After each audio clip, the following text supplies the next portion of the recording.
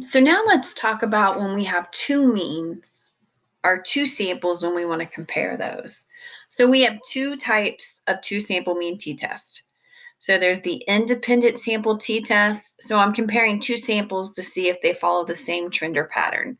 So think about it this way. If I want to look at two different football team scores, two different classes exams, and I'm not going to pull the variances. Remember variance?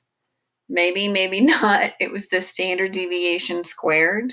So that means that I've got the standard deviation, which is the average distance of the data from the mean. And if I square that, I'm not going to worry about averaging those together. That's basically what it means. I'm not going to do that. So again, independent sample t-test, I've got two distinct populations and I'm going to compare them. We're going to go further and we're going to do a ANOVA where I take three or more means and compare them to see how they are, if there's patterns or trends that would explain all of them. The other type is dependent sample t-test or a paired t-test. And that's what I'm looking at one sample at two different points in time. So think about like if I have one football team score before and after a new coach, and they do that a lot in sports to see if it's changed. And say in this class, if I gave you a pretest of what you knew about stats before you started the class, and then I gave you one after, and then I wanted to see what the difference was. Because basically with dependent sample t-test or paired t-test, I'm finding the difference between the pre and the post. And that difference is what I'm looking at. So, independent sample t-test hypotheses. These look very similar to what we did for one mean. So let's look. Left-tailed. So the hypothesis is sample 1 is greater than or equal to sample 2. The alternative is sample 1 is less than sample 2. And when I'm saying sample, I'm also meaning the sample mean. I'm saying sample right now just to show you that I'm looking at two samples. So let me do it for right-tailed in a more distinct way. The null hypothesis is the sample means of sample 1 is less than or equal to the sample means of sample 2. The alternative is sample means for sample 1 is greater than the sample means for sample 2. And then two-tailed test, the null is sample mean of sample 1 equals sample mean of sample 2. And the alternative is the sample mean of sample 1 equals the sample mean of sample 2. And I said it a couple of different ways, but basically what you need to look at is I've got sample 1, sample 2. I've taken their averages and I'm comparing those averages. That's all that's going on here. So let's look at some examples. The average score of the 11 a.m. section of Math 1401 is higher than the 8 a.m. section of Math 1401. So my null and my alternative is the null is that the sample of, so think about this way. Let's do the alternative first. Let me do that. That might make it easier. Okay, so I'm saying the sample 1 is greater than sample 2. In this case, sample 1 is my 11 a.m. class, and sample 2 is my 8 a.m. class. You got to be really careful with that because if you don't, you'll assign the means in a way you shouldn't. So the null is that 11 a.m. class is less than or equal to the grades on that than that 8 a.m. class. All right, so again, let me do this, and this might help. Okay, so remember, I'm saying this one, is sample 1, and this one is sample 2. And I do that a lot too when I'm doing this, and I'm doing these type of problems. I will actually write out which is which just to help me. All right. The mean number of cars a British person owns in their lifetime is less than the mean number of cars an American person owns. All right, so I'm saying a British person has an average, the mean number of cars they own is less than American people who own cars. So again, I'm going to start with that alternative. The mean of sample 1, which is the British people, is less than the mean of sample 2, which is the Americans. And again, the mathematical opposite to help me get the null, the mean of the British people is greater than or equal to the mean of the American people. Remember, I'm starting with that alternative. I'm trying to make sense of what's going on, and I'm testing it with the alternative. All right, final example. The average miles per gallon of a medium SUV is similar to the average miles per gallon of a small size SUV.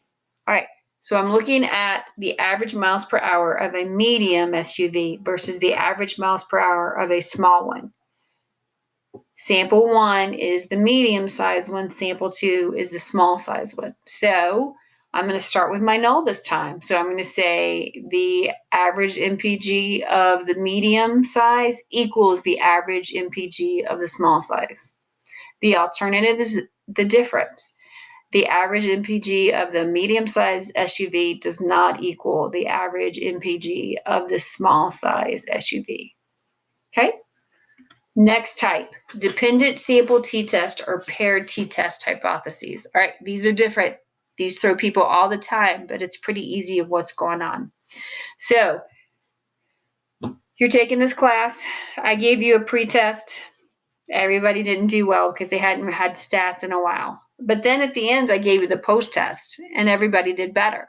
So I'm going to take your post-test grade, and I'm going to subtract your pre-test grade from that, and I'm going to get the gains that you made in this class. So say you took the test and you got a 50 on the pre-test, but you take the post-test, you get 100. So that's a 50-point difference that you did. And then I take all those scores, those differences between everybody in the class. That's what I'm doing. All right. So this is how we're going to look at it. So I'm going to do the null is the mean difference is greater than or equal to 0. The alternative is the mean difference is less than 0. So that's, I want to say, like, you didn't do better. Like, for some reason, you just bombed the post-test, and everybody did. Say something, the class was extremely confusing, and it confused you even more, so you did worse. I'm hoping that's not the case. For the right-tailed test, the null is the mean difference is less than or equal to 0, and the alternative is the mean difference is greater than 0. So this would be if I wanted to say, hey, I think students are going to do better on the post-test than they did the pre-test. This is how I could test it. And for the two-tailed test, I just say that I wanted to see that something happened, but I didn't think it was going to make much of a difference. Say that you were given a survey about how you feel about new cars gas. There's a new type of gas, and your feelings on it before you use the gas and after you use the gas. And if we believe there's really no difference, this is what I would be doing. Again, null is the mean difference equals 0. The alternative is the mean difference doesn't equal 0. So let's look at some examples. The average score on the pre-test is always less than the average score on the post-test in Chemistry 1. So again, I'm starting with that the pre-test is less than the post-test. So there's a way that I could write that it would make sense. All right. The average savings in dollars increased for students who took a consumer course. Their savings amounts was recorded before and after the course. So say you had a saving account of $100 before you took the course, and it gave you some new things, and your savings went up to, say, $600. That's an increase of $500, but I want to look for it for everybody in the class. So again, that's what I'm saying is the null is that there was not, the mean decrease was less than or equal to 0, and the alternative is the mean difference was greater than 0. Again, remember that D is for difference in our eyes. All right. Last example, there is no difference in weight loss for people who took a supplement. Their weight was recorded before and after taking a supplement for 30 days. That's how you write that. So a lot of times when you see like weight loss, drug interactions, this is what they're talking about. They're looking for the difference between two events. There are things called time series, And this is where you're like doing this over and over and over. So say like you start an exercise program and you wanted to see if you lost weight or if there was a difference in the weight you lost. You do it like at day 0, day 30, day 60, day 90, and you're doing it at different points. But for this class right now, we're only going to focus on looking at 2 events.